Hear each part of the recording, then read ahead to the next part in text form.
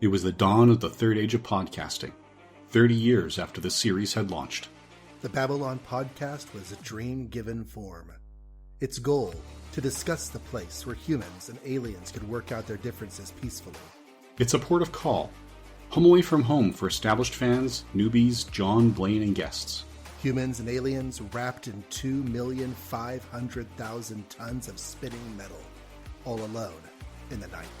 It could be a dangerous place. Wait, what? But it's our last, best hope for peace.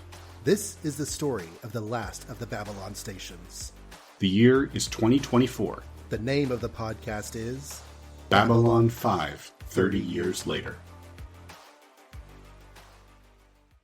Hello and welcome to Babylon 5, 30 years later, the podcast where we usually look at an episode of Babylon 5 or Crusade or one of the spin-off movies 30 years after the original release date, and to go through it in detail. We being myself, Blaine Dowler, and my co-host, John. Hello. Yes, that is John Wilson. I should have said that. It's okay. I don't always use the last name. Sometimes I forget it's even there. Okay, there's no H's in it, though. I know there that. Are no H's in the Son of William.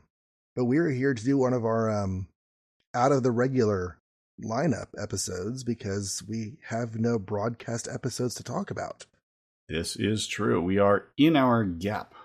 And during this gap, they were so kind as to release a novel.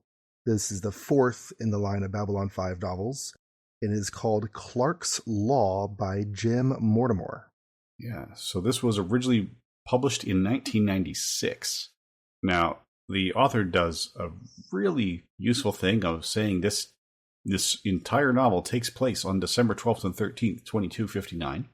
And then when we compare that to the official chronology, that tells us that this takes place in late season 2, specifically between the Long Twilight Struggle and Comes the Inquisitor. Right. So this is the set of events immediately preceding the torture by Jack the Ripper. And previous novels had given, rough indications when the events could take place. Usually it has to be after this and it has to be before this. So somewhere in there. And we've kind of used other context clues to give a more precise placing when possible. But yeah, this is just like right there, right on those days. And that works very nicely. Mm-hmm. So, shall we dig into the synopsis here? Yeah, I was just going to say that Jim Mortimore is a name that I did not recognize when I came to this novel. I don't think I've run across any Star Trek from him. He did do some Doctor Who books that I have not yet read.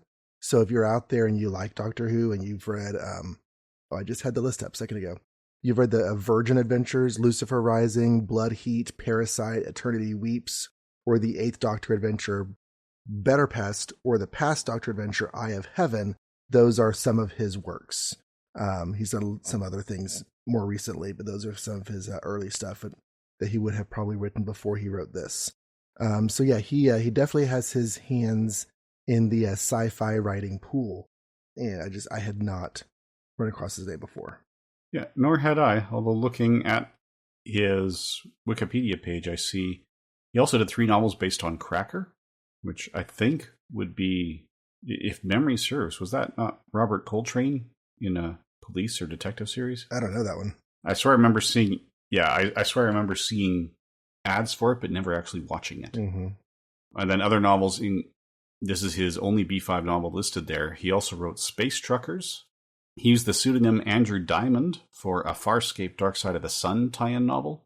And then his original novel, Scaldenland, came out in 2011.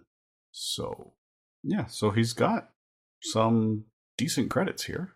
But yeah, this was also my first introduction to his work. Or possibly some of the Big Finish audio plays. I got a discount on the first 40. So these names don't ring a bell, but I don't remember the names of all 40 of those original they kind of all go audio together plays. When you listen to all at once like that. Yeah. But there's the Doctor Who one is The Natural History of Fear, and he also did the Tomorrow People audio play Plague of Dreams. So I'd have to see where in sequence The Natural History of Fear fits. Because I got a bundle on the first 40, and then I got the first season of the Eighth Doctor Adventures.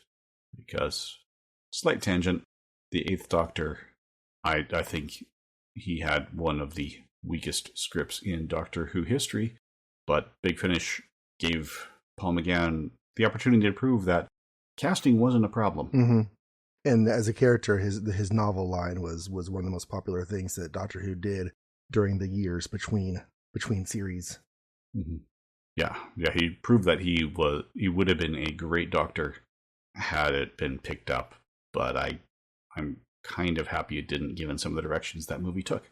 So, all right, so getting into the summary and, well, the structure of the novel first is probably worth noting. We start with a fairly lengthy prologue that sets up 3 different races or 3 different groups of people and how they're going. Then we get part 1, part 2, and part 3 for different times of day. So there's the first day, there's overnight, and then there's the second day before we get an epilogue. So we have, including the prologue and epilogue, a total of 55 chapters. For the most part, each chapter is one complete scene. The only exception I can think of is later on in the novel, there's actually one scene split across 2 chapters because they changed the perspective of your point of view character. So it's an interesting trick. So it's a limited omniscient view, so we know what our point of view character is thinking each chapter, but it's not always the same point of view. Right, which is a pretty common trick in a lot of the sci-fi and fantasy that I read, but is not the, I don't know. A lot of times when you're reading a novel and it's limited third-person omniscient, where you'll have scene changes or perspective changes with just a break in the paragraphs. But yeah, Mortimer does he does separate all his chapters out, which means that there's a number of individual chapters in there. They're all relatively short, much shorter as they reach the end. Yeah, I think the longest is about 10 or 12 pages, and the shortest is on the same page as the first paragraph of the next chapter. So anyway, so running through these.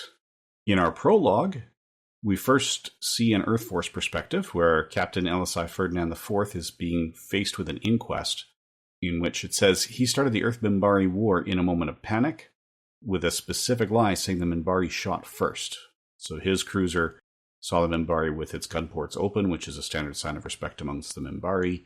He took it as a sign of aggression. And the humans fired first, but he claimed that was not the case.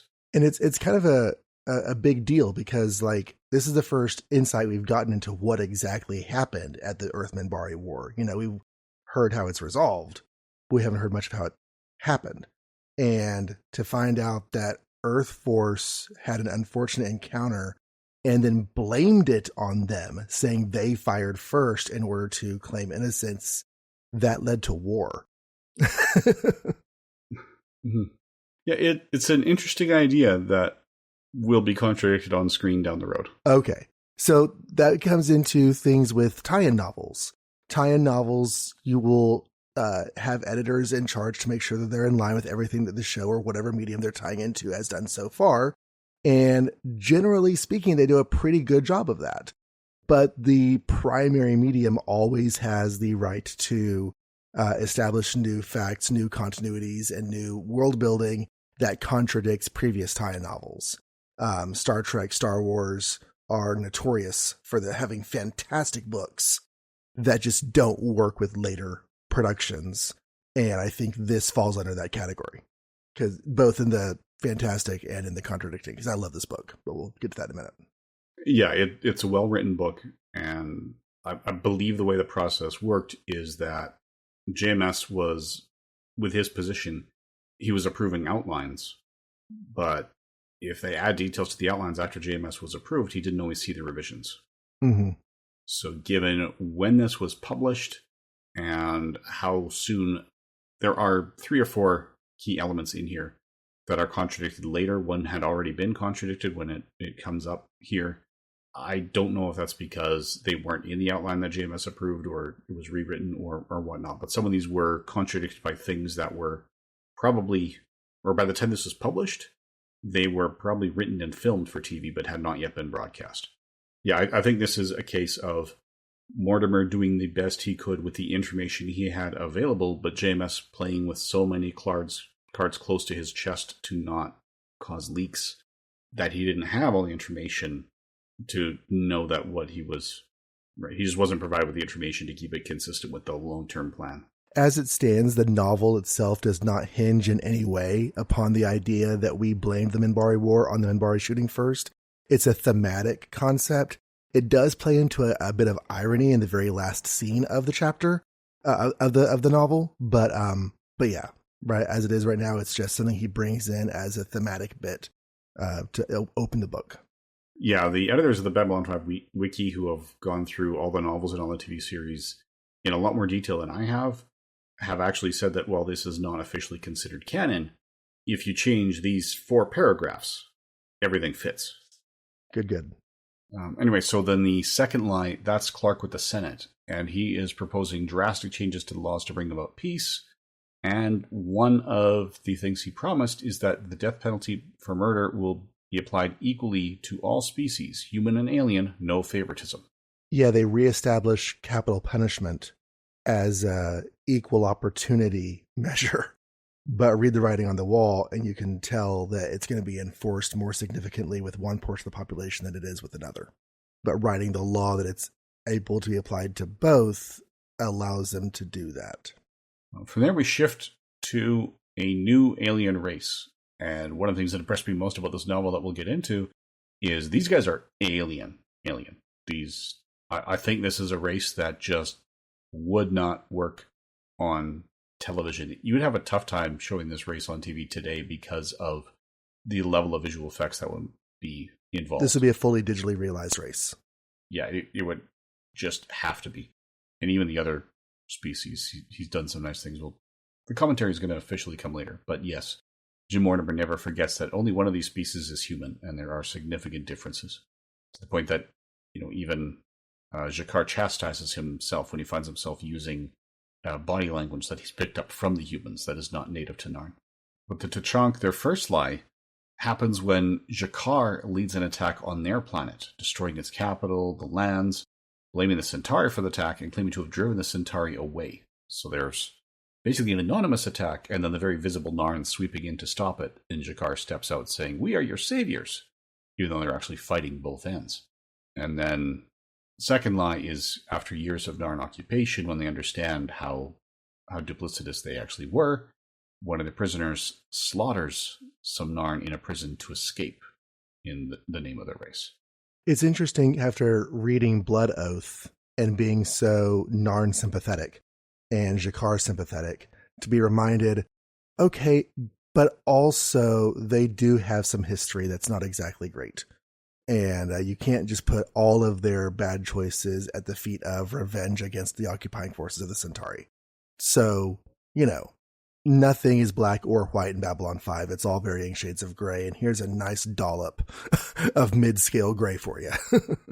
Yes. Yeah, this is a Narn more consistent with what we saw in those first couple of episodes with, G'Kar planning assassinations and what, rather than what we have here. Anyway, moving past that into the actual meat. With chapter 1 of our first part, we're actually on Babylon 5. So we get some time with Sheridan about how, even after a year, he's still getting adjusted to commanding a space station instead of a ship. Especially when he knows that the shadows are out there. He kind of wants to be a little more proactive. He briefs Ivanova on the very serious situation the Tuchank are in. If they don't get help soon, they'll starve to death, as their planet can no longer support much life after the Narn occupation. So Ivanova greets some arriving Tuchank, only to have a fight break out between them and the Narn, resulting in multiple serious injuries. G'Kar tries to talk Sheridan into reprisals against the Tuchank for killing a Narn, but Sheridan can't do that given the fragile position the Tuchank are in following the Narn occupation. Londo expresses a desire to meet with the Tuchank himself. Because, of course, the Centauri are expanding, and they're aggressive, and they want to make friends with anyone who's not friends with the Narns. Yes, and potentially exploit them down the road. Right. So Dark, the vengeful Tuchank who was the killer in that prologue, and one of the ones who were attacking earlier in this book, in chapter 4, Dark is imprisoned and struggles with separation from the Song. So it's not quite a collective as in the Borg or the others, but so that they are all still completely autonomous, but these Tuchank are aware of the presence of others and connected to them. in some ways. So there's a big deal made of the fact that at the end of that, the T'Chonk come on the station, everything seems happy. Bam, there's a big fight with the Narn. And in order to restore peace, Ivanova just kind of does a blanket stun.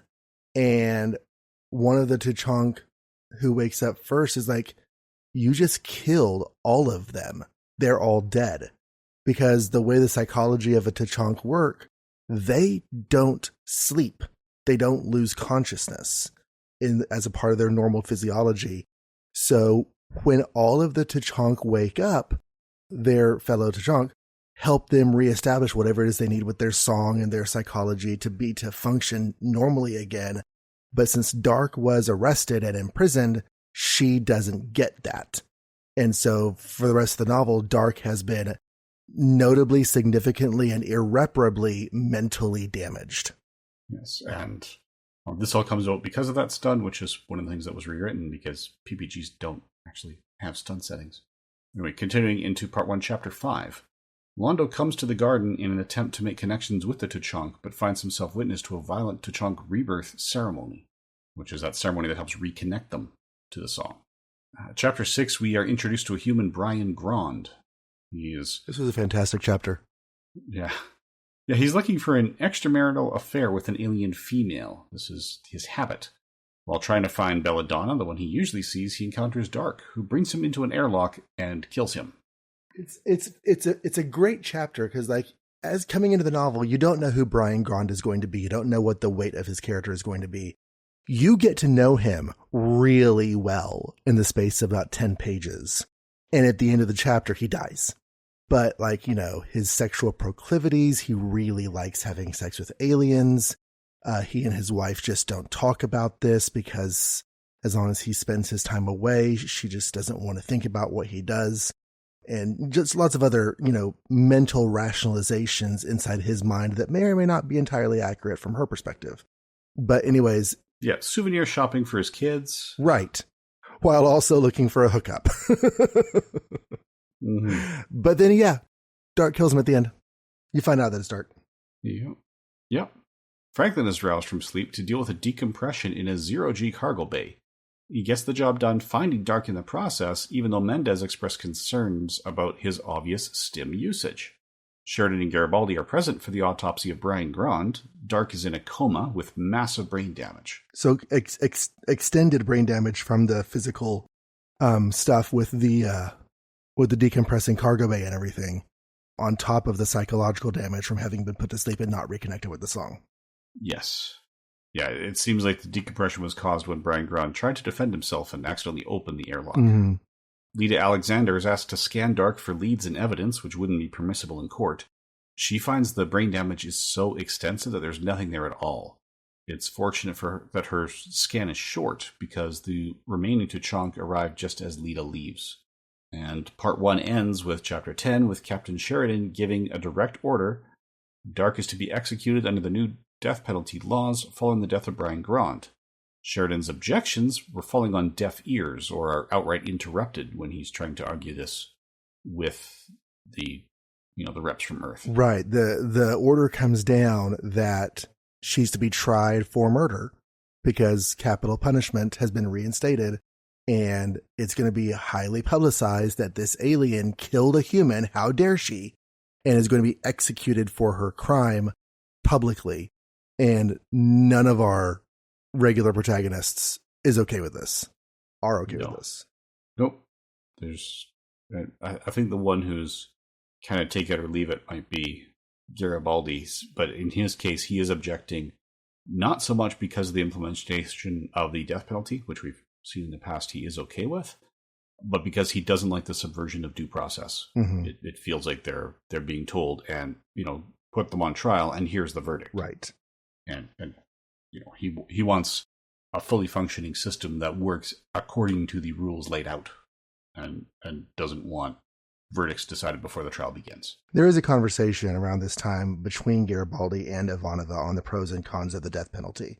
So there's a little bit of exploration of that as just a philosophical concept, but that's not really the point of the story in and of itself. It's more the death penalty being enforced with the mitigating circumstances that T'Chonk has, that Dark has, that we're going to talk about as we go forward.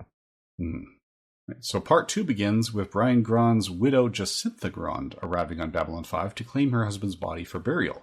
She is accosted by Deborah Devereaux of Channel 57 News and learns the very unpleasant details of the situation in terms of what Brian was going for and all this live on camera. So she came in expecting routine, take the body. She didn't even know the details of why and how he died until the reporter told her live on the air. And she's, of course, already upset because she's coming to pick up her husband. It's a mixed feeling because their marriage was not happy. She's actually feeling some relief that she's having to come take care of her husband. But the situation on how he died, is very rudely told to her by the media as soon as she walks off her transport. Mm-hmm. And no one, you never want to find out how your loved ones die from the news. No, there's reasons that most, at least in our area, police do not release the names of murder victims until the immediate family have already been contacted. Anyway, continuing with part 2, Londo meets with the T'Chonk delegation to negotiate helping them recover their world, generously offering to put a military outpost on their moon to protect them from further Narn aggression. The T'Chonk promise to consider their offer, noting that the humans and Minbari have offered to help with no strings attached. Yeah, you immediately start thinking peacekeeping forces, and not a good way. Yeah, given what we know of the Centauri, we get why it would sound appealing, but, they're phrasing it as, we're going to help you, but how much help would it really be? Right. So Jacintha then meets with Captain Sheridan and expresses her extreme displeasure at her inability to bring her husband home right away at the unauthorized autopsy, and about finding out the more shocking details from a reporter while live on camera instead of in a private communication. So from there, the executioner arrives and goes directly to Dr. Franklin. He wants to use the Life Giver machine as the means of execution. So this is tying back to that device that we've seen in 2 episodes now. Once at the tail end of season 1 when Dr. Franklin got it from the doctor running in down below, and then again when he and Sheridan took turns using it to heal Garibaldi. So Garibaldi initially seems to support him under the pretense of following orders, only to quietly tell Franklin that only a very limited description of the device got out, so a substitution is possible and encouraged. They're basically trying to give him a fake device. Because they're under orders to turn it over. They have to turn it over, or at least have to appear to turn it over. Yeah. So Sheridan goes to Delenn for support in fighting the death penalty for Dark, only to learn that EarthGov representatives have already spoken to her. Given that she's no longer a member of the Grey Council and the attitudes of the Minbari Grey Council, her hands are tied. So she's basically following orders instead of her heart in this case by not supporting Sheridan. So G'Kar is attacked by a group of T'Chonks while in the transport tube, or so it would appear. After successfully defending himself, he reveals that one of his attackers is actually a human lurker with a changeling net. So people are actively trying to increase distaste or public distrust of the T'Chonk by having them commit crimes that they didn't actually commit because they're being framed on top of everything else. Yes, false flag operation. Blame Gondor for the death of the princess. So Garibaldi reports to Sheridan about the attack on G'Kar, executed by 4 lurkers from Home Guard, most of whose changeling nets have self-destructed. One of them was Dark's intended executioner. So Garibaldi decides to go visit Nagrath for more information. On the way, he visits Ivanova to talk over the situation, and they finally have drastically different opinions regarding the death penalty. That was that conversation we alluded to earlier. In Chapter 9, Veer is on the observation deck thinking when G'Kar arrives, and asks if it is true that Londo hired human lurkers to kill him. Veer honestly doesn't know, but he can't rule it out, and finds himself in a very awkward position. Veer in this is a bit more complex in his attitudes towards Londo than he has been in the show. We've seen him wrestling with what Londo is doing, but we haven't really been in his head very much on the show. So seeing him here more active in his distrust of Londo, I'm not saying it doesn't jive with the show because, like I said, we just haven't been in his head, but it is presented with a lot more of a complex light than we have seen. So now Jacintha Grand is with her former husband's body when she meets Dr. Franklin and sends him the same message she sent Captain Sheridan. If her husband doesn't come home with her on her scheduled flight in just a few hours, she will make sure the press tells the entire galaxy why. And I think this is when you start to realize that what Sheridan is saying to her is what he has to say because of his position, whenever he is actually very sympathetic to her and is hoping that her public reveal of all of the atrocities, the legal atrocities that are happening, will help to set things back on a better course legally and morally and in public, precedent. So, from here, Veer confronts a drunken Londo with Jakar's accusations, and then Garibaldi gets to his meeting with Nagrath to learn what there is to know about the changeling nets, but Nagrath has been shot and is bleeding to death. But his sentence fragments imply that Centauri are responsible for the attacks on Jakar and Nagrath. Garibaldi leaves to make room for a medical team, only to get shot himself. So, Jakar then confronts Askari, the Centauri who hired the assassins. Askari tells him under the threat of death that Londo gave the order, and then Jakar kills him anyway, not that he's proud of it. Oh yeah, I was just thinking that seeing Jakar where he is in the show right now is really interesting in conjunction with where he is in this book. Because it's not that they're different people at all. It's just that, I don't know. He is much more aggressive and violent in his feelings about Londo. And a lot of the possibly empty threats he made in the first couple of seasons, he actually has the opportunity to carry out here and does so. He's just not super proud of his actions. It's a side of Jakar that I think we could have seen. We just never did.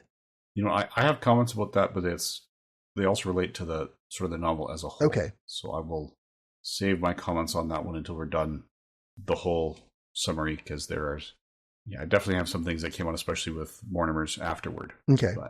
So, continuing part 2, chapter 14 out of 18, Jacintha encounters a group of protesters who are trying to save Dark's life. Jakar is invited into Londo's quarters under false pretense of negotiating surrender. He attacks Mollari in an attempt at murder, only to find Mollari's tentacles, we will call them, have been used to activate his link and call for help. Jakar flees the scene, confident Londo's wounds are mortally severe. I forgot he had tentacles. We saw them on that one episode in that one dinner scene. They kind of came out of nowhere, and it seemed like a humorous little bit. And then we never talked about them again. But Mortimer knew about them. Yep, Mortimer knew about them.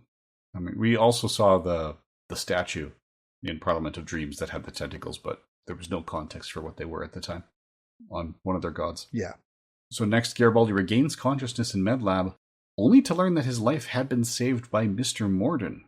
Veer finds Londo and hides Jakar's dagger out of genuine sympathy.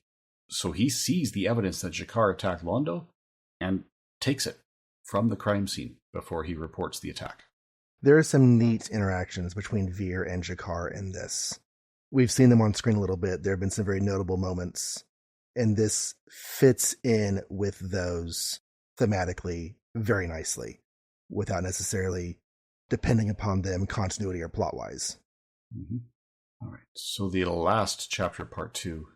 Nuvale and Ivanova come to Sheridan so that Nuvale can tell him what she thinks of Earth justice, and that Tuchank will accept the Centauri offer of assistance. I think I forgot to mention that Nuvale is the leader of the Tuchank. Mm-hmm. So Sheridan starts to explain that he agrees with her when a new message comes in, assigning him as the executioner. Thus ends part 2. So he is given the explicit order to do exactly what he wanted to avoid doing this entire time. Yes. All right. Now, chapter 3. Or part 3 has 25 chapters. Running down here, Jacintha Grand goes to visit Dark in her cell, which is more secure than MedLab.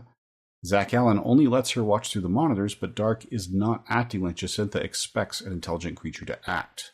And at this point, we know the brain damage is so severe, at best she'll be a young child in terms of mental capacity. And that's part of the main crux of the dilemma of this story, is that both through the psychological damage of being stunned and not reawakened properly for her species, and the physical brain damage of the fight in the cargo bay, she is not a mentally fit person.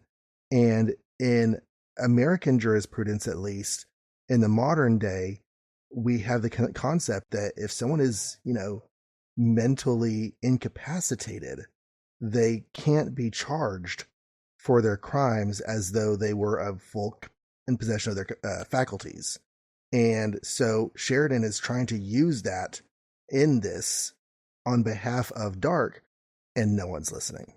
So Veer, Sheridan, and Garibaldi watch Dr. Franklin's team working on Londo at the operating theater.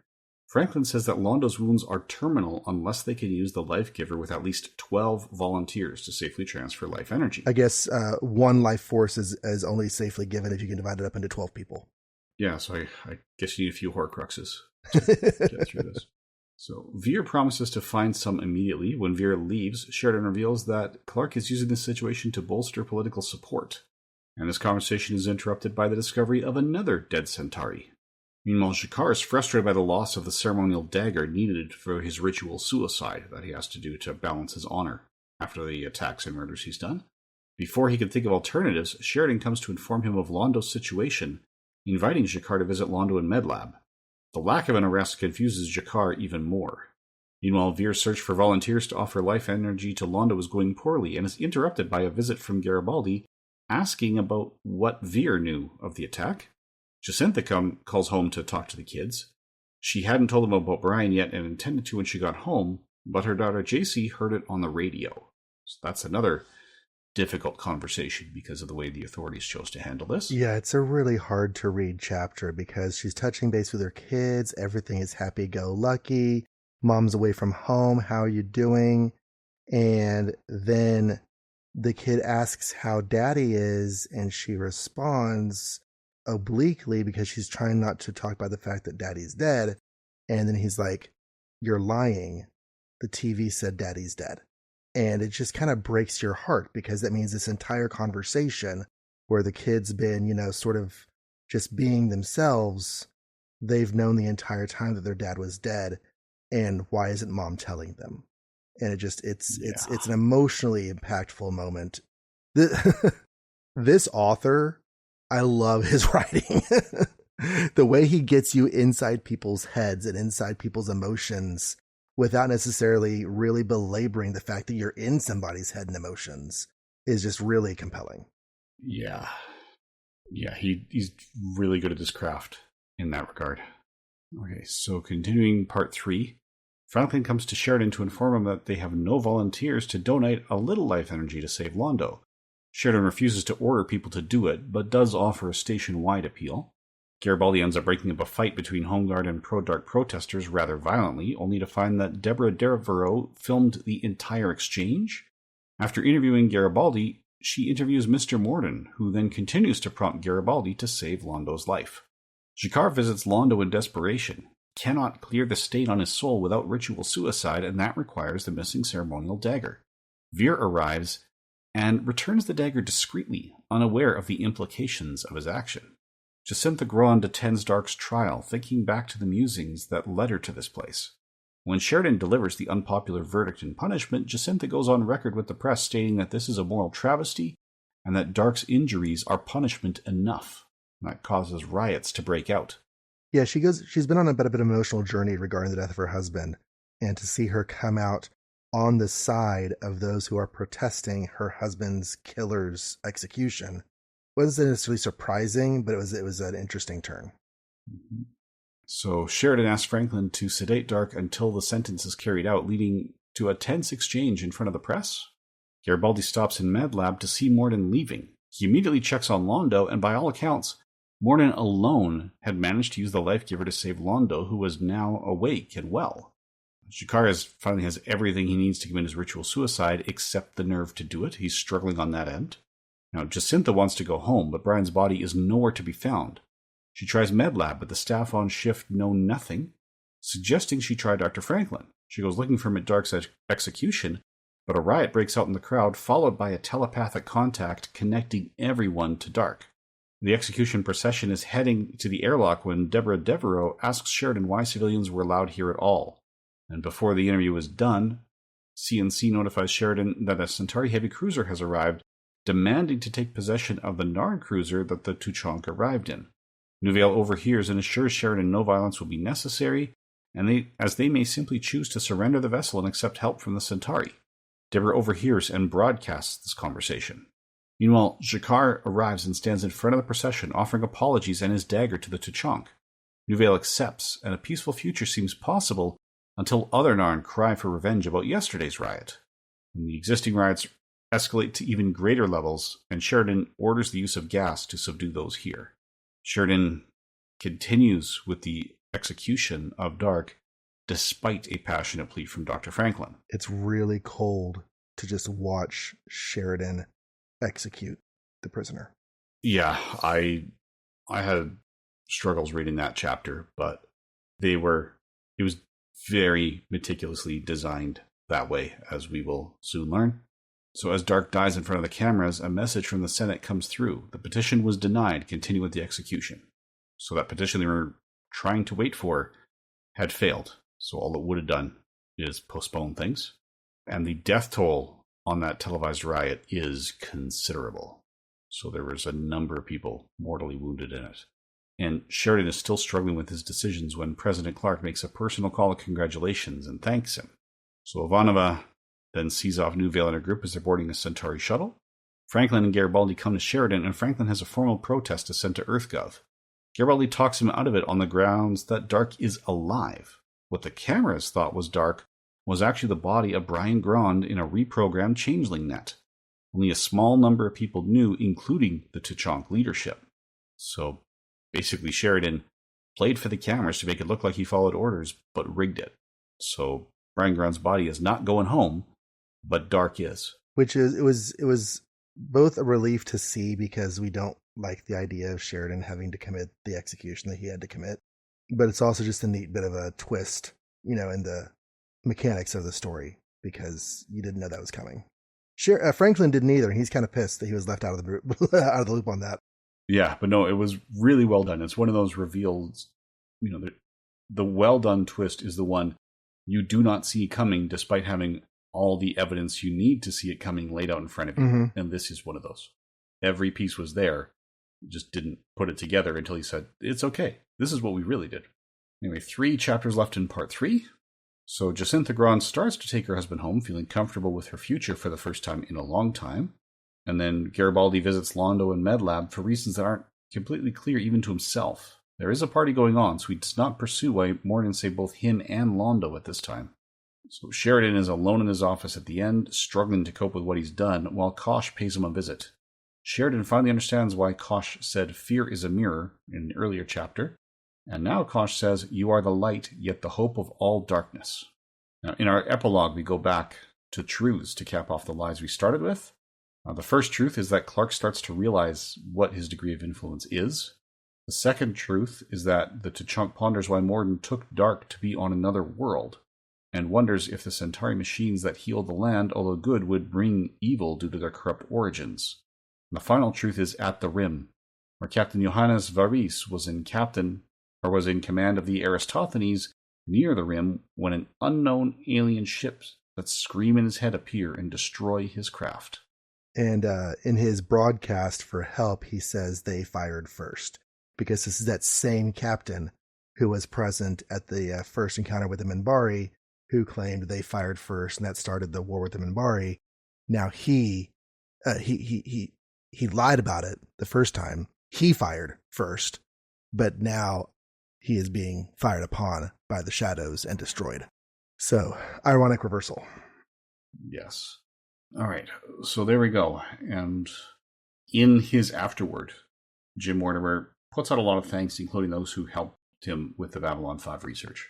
And I think Mortimer is an excellent writer, but I kept getting hung up on some flawed research. It felt to me like he had just seen a handful of episodes and kind of put it together from there, and maybe sort of only halfway remembered them. And I think that that's what happened in some elements. Like, they repeatedly mentioned the popularity of Glopit eggs with the kids back home and how he got a Glopit egg for his son. But the Gloppet egg was not a toy. In the episode Survivors, or no, sorry, it wasn't Survivors. That was the Mark Scott Zicree written episode. This one was the Believers. That's where we first saw the Gloppet egg. And it was the only place we saw the Gloppet egg. It was the blob of industrial waste. And Franklin pretended it was a Gloppet egg so that the boy with the operable condition that he wasn't allowed to perform would be common, even though the boy knew it was industrial waste, but don't tell Dr. Franklin, he thinks it's real. That was the only Gloppet egg we had. So it just... So was the insinuation from that scene that a Gloppet egg is a word that Garibaldi is making up on the spot? Or is he pretending it is something that is real and it's just not that thing?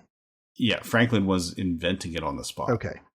So like that, it's details like that rub me a little bit the wrong way, but so far I could overlook it. I think of the 4 novels that we have covered, this has now surpassed Blood Oath as the strongest of them, even though we have those bits.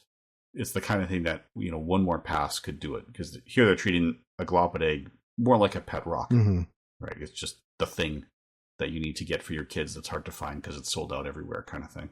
And that could have easily been put down to just misremembering an episode, or maybe even a tongue-in-cheek thing, because readers would know that wasn't a real thing. And he's trying to find one and they don't exist. Yeah, except he did have one. It was in his pocket. Oh, that's right. At the time of his murder. Yeah. So part of me, the detail-oriented part of me, is looking at that going, yeah, somebody else. It felt like it was shoddy research. I think now he's thanking someone else who did it for him. So I think it might have helped had he had the time and opportunity and inclination, or whatever combination of those was missing, to watch some of those episodes firsthand for improved context. But the important things of how the characters think and feel and interact with one another, those he got. I mean, the only thing that stood out to me with any character choices to me are that we are seeing the more violent version of G'Kar that we saw in the first 5-6 episodes maybe, and that Mr. Morden was a little more visible than he usually was when he was out and about on the station. Yeah. Garibaldi sees him twice, I think. And as far as we know, whenever he's on board the station, nobody sees him unless he wants to be seen. Yeah, I mean, the first time we started putting together who Mr. Morden was, anyone but Londo, Garibaldi just knew him. He's like, oh, that's a familiar face. I know I've seen that face on the station, right? Because that's part of his job, is to pay attention. But nobody had a context for Mr. Morden's connections to Londo or the Shadows. Mm-hmm. So as far as they were concerned, Sheridan knew about the connection to the Shadows because Delenn and Kosh pulled him aside and let him know. At this point, I don't know if they knew. I don't know if Garibaldi knew that piece when it came in here with his internal monologue. It doesn't really feel like he knew at the point that this takes place. So it makes sense that he would struggle and not know why Morden would consider himself and Londo valuable. We still don't know why Morden would consider Garibaldi valuable enough to keep around. Right? I don't see exactly how that fits into the Shadows' plan, but it does make for interesting twists going forward here. I love that Veer actually helped hide evidence that G'Kar was responsible for the attack on Londo. Mm-hmm. That was some of the interesting stuff, because Veer, he does put up a fight to try to get people to donate their life force to him. But interestingly, you don't see him donating his own. And he, at times in his inner monologues, is kind of chill with the idea that this is whenever Mollari has to die. So it's just an interesting side of Veer. Mm-hmm. Yeah, we definitely see his sympathy for the Narn, and it feels like Veer's finally going, finally there's something I can do to help them. Right. So taking the dagger and then quietly and discreetly slipping it back to G'Kar. Right. I thought that was a really nice touch. Yeah. So it would have been nice if the readers got some hint of Morden's mindset for saving Garibaldi. But that wouldn't be in keeping with the show. We never get to see inside Morden's head, at least not at this point. No, but we know enough of how his goals align with the Shadow goals, and really he's the Shadow's puppet. We know enough of that to have, we don't bat an eye when he saves Londo. Right? We know enough to understand that piece.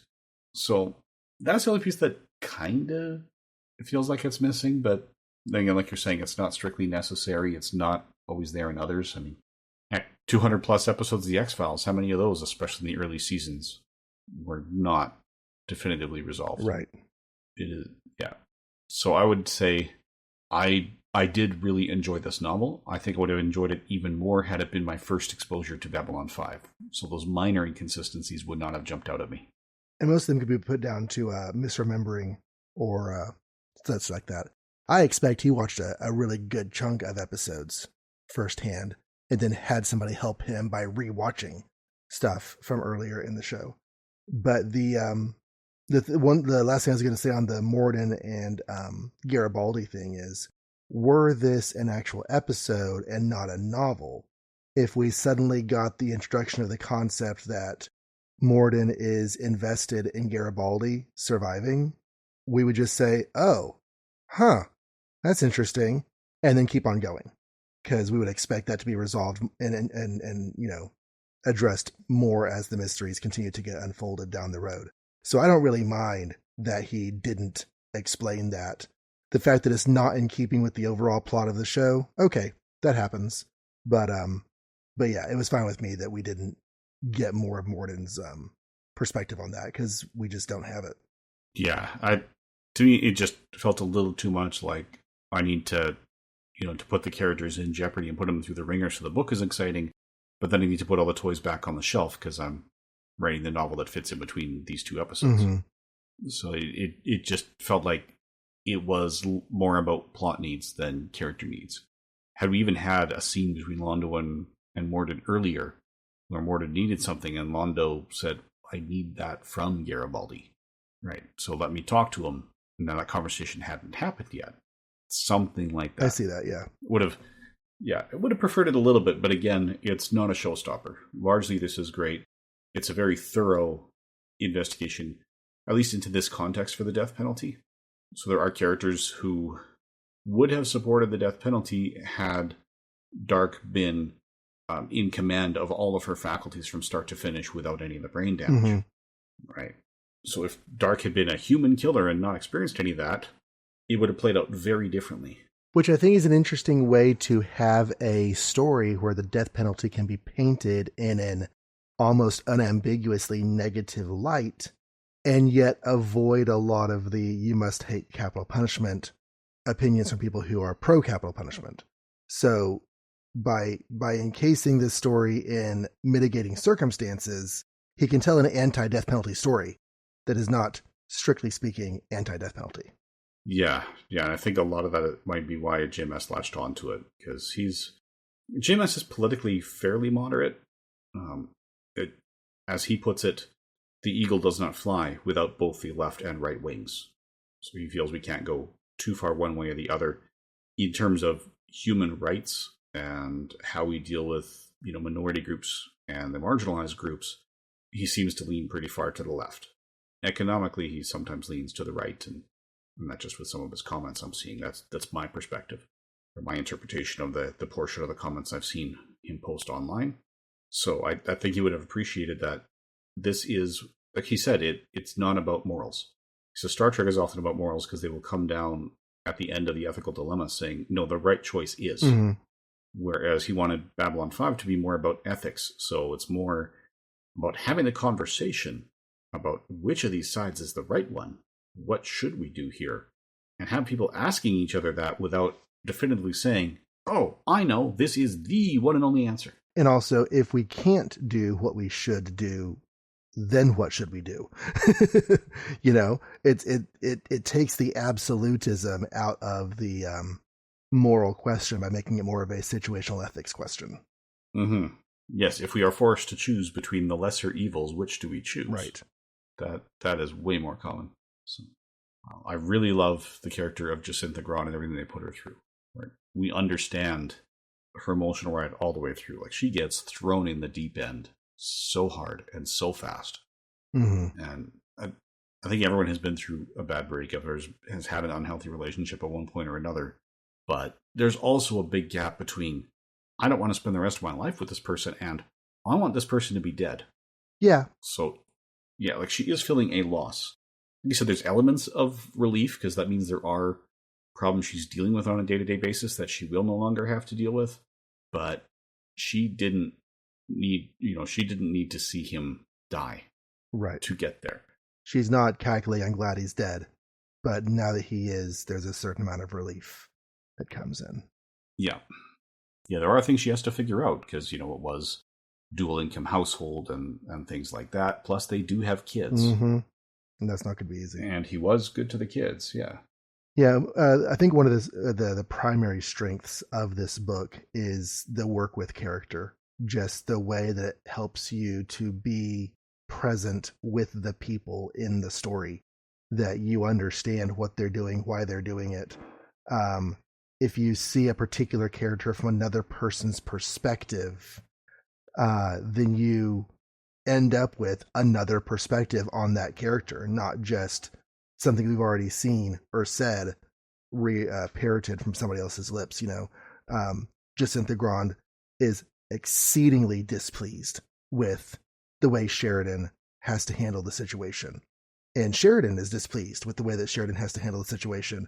But he can't let that play into how he's talking to her because he's the captain. There's a certain amount of distance you have to have there whenever you're the person in charge of the military side of things. Mm-hmm. But yeah, there's a lot to be praised for the writing here. Yeah, definitely. And that one scene per chapter also, it's a definite structure that I wasn't really anticipating. And we've seen some of them. Previous books, each chapter alternated between, Garibaldi's perspective, Ivanova's, Garibaldi, Ivanova. We've seen some of that structure. But this one, shifting perspective, sometimes during the scene as a new chapter, it helped keep things going because you didn't have that sense that, oh, okay, this chapter is building to something. I did find that the short chapters made me feel like, yeah, if I've got 3 or 4 page chapters, something big is going to happen every 3 to 4 pages. Mm-hmm. Right? And he usually delivered. It's not like, you want to end your chapter on that high anxiety note, make people want to turn that page and start the next chapter right now, but maybe stopping in the middle of a chapter is not such a big deal. Here, you're unlikely to stop in the middle of a chapter because they're so short. Right. But he still does a really good job of making you want to read the next one. Right. Ending each chapter with okay. Yeah.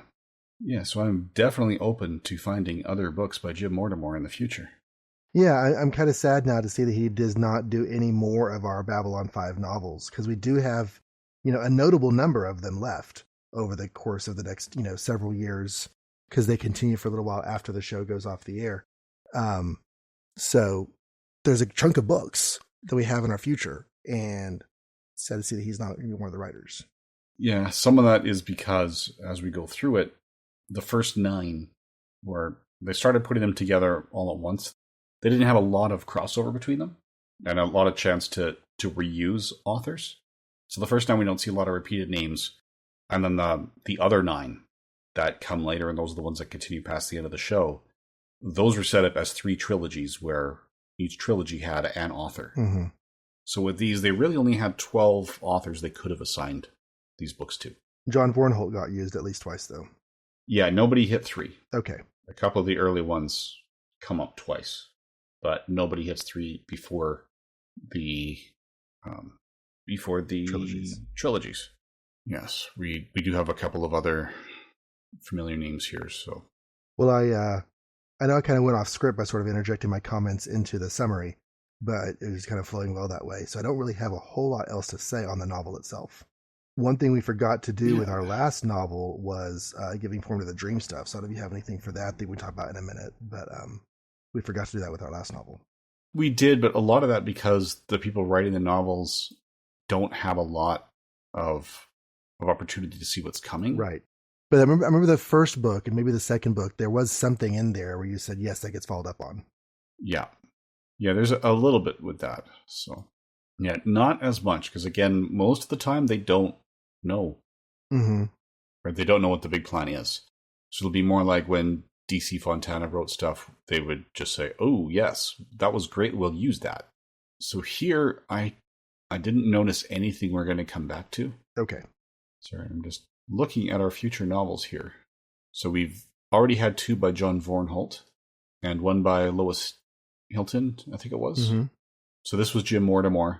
the other authors we have coming, Book 5 is by Neil Barrett Jr., Book 6 by S.M. Sterling, Book 7 is by Gene Cavellos, and part of that is considered officially canonical. The others are not considered officially canonical. But part of Book 7 is. Book 8 is by Al Sarantonio, and Book 9 is by Catherine M. Drennan, whose work we saw in Season 1. She was one of the people who wrote an episode, and at the time that this came out, she was also J. Michael Straczynski's wife. So I think they met when they were both writers on He-Man, or around that time. No, it would have been sooner. She was already writing fiction, and he was a journalist when they got married. So He-Man was his first TV sale, but they were already together at that time. So we're expecting that Book 9 will have a bit more of an insight into the show because she had direct access to the source, so to speak. Yeah, that is the only novel that is considered fully canon of these first 9. Okay, so 7 is partly, 9 is fully. Yeah. After that, we have J. Gregory Keyes writing a trilogy. I don't know if you want to say what the trilogy's about. And once we get into those trilogies, these are the ones that are more intentionally direct canon for the show. These are, vetted, approved stories for Babylon 5. Yes. So yeah, that first trilogy is by J. Gregory Keyes. Our second trilogy is by Peter David. And our third trilogy is by Gene Cavellos, who also wrote Book 7, which we have not discussed yet. So Gene gets partial canon on their first book and then full canon on their last trilogy. Yeah, these are all just coming out over the course of the next couple seasons. Will we continue to slot them into the broadcast breaks because that seems to work well? Although sometimes the broadcast breaks are so long that not only do we have the novel that came out during the episodes, but also another novel that comes out during the break. Yes, which is what we're going to have next time. So when we return on April 1st, we'll return with Severed Dreams, our coverage of Season 3, Episode 10. And that's the first in a string of 8 episodes that come out on a weekly basis. After that, we'll have another feedback episode, which should be hopefully like the one you just heard, we hope. Not just heard at the time of this recording, but for that was 2 years ago. At the time of this recording, the previous episode was our feedback following Point of No Return. So, oh, that's right. Yeah, we did just hear one. Yeah. Yes. So we have a couple of weeks ago, we recorded our first ever feedback episode, which was the one we recorded before Point of No Return. And then after Point of No Return, we're releasing one. So that's why we're hoping there's more feedback. We are wibbly wobbly podcasty wadcasty. Yes, we are releasing this on the day we're recording this on the day we released our coverage of Season 1, Episode 9, Deathwalker. So then after that, we'll have another feedback break and a couple of novels and other ways to look back at Straczynski's past work. So we have a few things coming here. That's going to be a 4-month break between episodes 17 and 18. So lots of stuff in the meantime. Yes. So if you want to join those giving feedback, and we highly, highly encourage you to do so, there's a number of ways to do it, including emailing us at babylon530yearslater@gmail.com.